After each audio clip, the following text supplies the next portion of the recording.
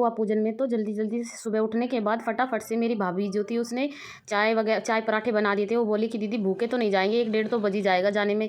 तो वो जल्दी जल्दी सुबह उठी और फटाफट से उसने चाय और पराठे बना दिए थे। और यहाँ पर चाय पराठे खाने के बाद हम दोनों फटाफट से रेडी हो गए थे। और यहाँ पर बच्चों को भी रेडी करना था, बच्चों को तो सबसे ज़्यादा टाइम लगता है रेडी करने में। उसके बाद हम भी रेडी हो गए थे और बस रेडी होने के बाद फटाफट से हम यहाँ निकल गए थे। रास्ते में जाते वक्त देखा कि कितनी अच्छी हवा चल रही थी, हवा के साथ धूप भी इतनी कैडी थी कि पूछो मत, गर्मी से बुरा हाल था। उसके बाद हम कुआं पूजन में बस पहुँच ही गए थे। उस कुआं पूजन में पहुँचते ही हमने सबसे पहले जो वहाँ पर खाना बना हुआ था, हमने खाना खाने की ओर निकल पड़े। हमको भूख लगी हुई थी, सुबह चाय पराठे थोड़ी सी दूर चलना था, घर से थोड़ी सी दूर पर ही खाने का प्रोग्राम था, जहाँ पर मैं और मेरी भाभी और बच्चे तीनों चारों हम वहाँ पर गए। और हमारे साथ में हमारी बुआ भी थी, वो भी हमारे साथ चली कि चलो मैं तुमको टेंट में लेके चलती हूँ और खाना खिला के लाती हूँ। और फटाफट से हम जब गए तो देखा वहाँ पर काले सफ़ेद रसगुल्ले, हर तरह के रसगुल्ले थे।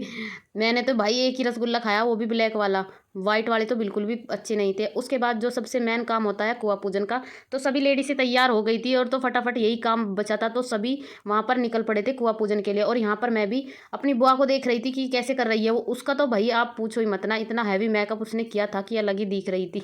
उनका मेकअप देखने के बाद फिर मैंने अपने चेहरे की तरफ देखा तो कैसा लग रहा था मेरा चेहरा, बिल्कुल जैसे मैंने चेहरे पे कुछ किया ही नहीं हो। और उसके बाद कोई नहीं, फिर मैं अपने मन को मारती हुई उनके साथ चल पड़ी। और यहाँ पर आप देखोगे कि बस डांस करने में तो वे माहिर है। और फटाफट से जो उन्होंने ठुमके मारे ना, पूछो मत ना भाई, आप भी देख के दंग रह जाओगे कि दादी के ठुमके तो ऐसे थे आज तक किसी ने मारे नहीं हो गए। ये ढोल वाले भैया थे, पूरी मेहनत से ढोल को इस तरह से बजा रहे थे, आज तक किसी ने नहीं बजाया होगा।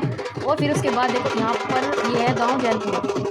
इतनी यहाँ पर जो रसगुल्ले बिकते हैं वे सब यहीं से जाते हैं, ऑर्डर सब यहीं से आते हैं। और इन दादी का डांस तो इतना भयंकर था, बस बूझो मत ना, इतना अच्छा डांस कर रही थी ना वे, बहुत ही ज़्यादा। उसके बाद दादी के ऊपर सब लोगों ने हम एक बार फिर किया। और यहाँ के जैनपुर के रसगुल्ले भी, और गांव का तो माहौल ही अलग होता है यार। गांव में जाओ तो बहुत अच्छा भी लगता है और नहीं भी लगता है। अब जहाँ जैसे रहने लगते हैं वहीं का माहौल अच्छा लगता था। पहले हम गाँव में रहते थे तो गाँव अच्छा लगता था, अब शहर में रहते हैं एक कमरे में बंद, तो हमको वही अच्छा लगता है। हमें शहर में, अब गाँव में आने के बाद अनकम्फर्टेबल रहता है क्योंकि शहर की आदत पड़ी हुई है, 10 साल हो गए रहते रहते, तो वहीं की आदत है। और गाँव में आने के बाद तो 1-2 दिन ही मन लगता है, फिर उजड़ा उजड़ा सा लगता है। आप ज़रूर बताना कमेंट में दोस्तों, आप कहाँ से हो और कहाँ से मेरी वीडियो देख रहे हो। उसके बाद हम घर आ गए थे। घर आने के बाद हमने, जो मेरा भाई था वो चाउमीन लेके आया था, बुआ का लड़का था वो चाउमीन लेके आया था, उसकी हमने चाउमीन जो खाई, बहुत ही अच्छी चाउमीन लेके आया था।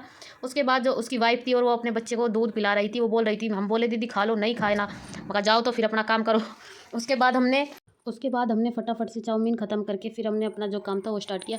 और यहाँ पर सबसे पहले मैंने अपने शीशे में जाके सेल्फी ली। उसके बाद जो ये मेरी चाची बर्तन साफ़ कर रही थी, फिर मैंने इसकी वीडियो बना डाली। और यहाँ पर बच्चे जो आफत कर रहे थे बहुत ही ज़्यादा, इनको सोने का तो कोई काम नहीं है, सोते तो बिल्कुल भी नहीं है, ये बहुत आफत करते हैं।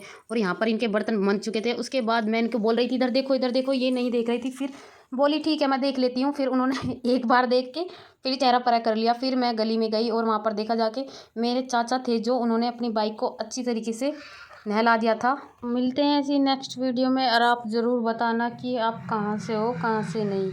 मेरठ के आसपास से है तो ज़रूर कमेंट करना। और व्लॉग भी ये है नारंगपुर गांव से ही मैं बना रही हूँ, आप ज़रूर बताना। अगर आप आ सकते हो तो आना। Thank you so much, bye bye. और यहाँ पर जो ये थी, इसको तो बहुत ही ज़्यादा नींद आती है, बस सोने पे लगी रहती है। ठीक है, बाय बाय।